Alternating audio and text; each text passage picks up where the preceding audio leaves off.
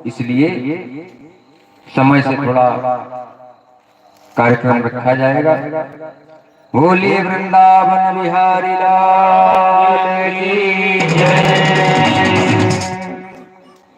श्री सुखदेव जी कहते हैं राजा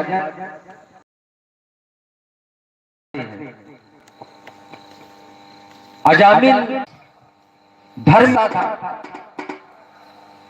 दिल की शुरुआत हो तो पूजन हवन आदि इत्यादि करने के पश्चात प्रभु के ध्यान में लीन रहते थे। एक समय आया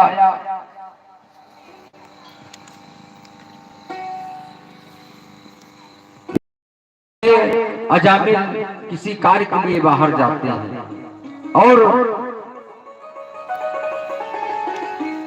जाते हैं, रास्ते में जंगल पड़ता है,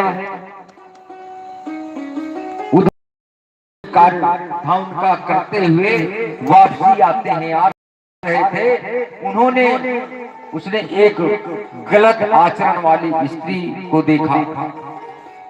रास्ते में एक गलत आचरण वाली स्त्री को देखा, मतलब एक वेश्या को देखा। वैश्या पर अजामिल का मन आ गया। उसने अपनी धर्म पत्नी का परित्याग कर दिया, उसने अपनी धर्म पत्नी का परित्याग कर दिया, घर से निकाल दिया और उसको घर में रख लिया। उस वैश्या को ला करके घर में रख लिया। जब तक उसकी पत्नी रही, तब तक अजामिल प्रभु का ध्यान करता रहा, प्रभु का स्मरण करता रहा।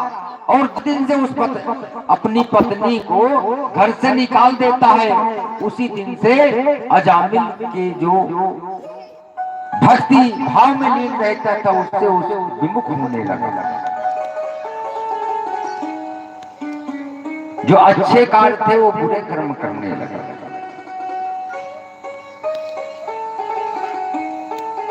चोरी करने लगा, अजामिल बदल गया, चोरी करने लगा, मारने लगा, पीटने लगा, पाप कर्म करने लगा। अवगुण उसमें कूट कूट कर भर गए।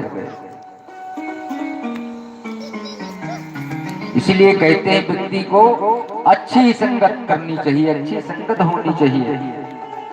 संगत का असर जरूर होता है, संगत का असर जरूर होता है व्यक्ति के अंदर। उस वेश्या से एक समय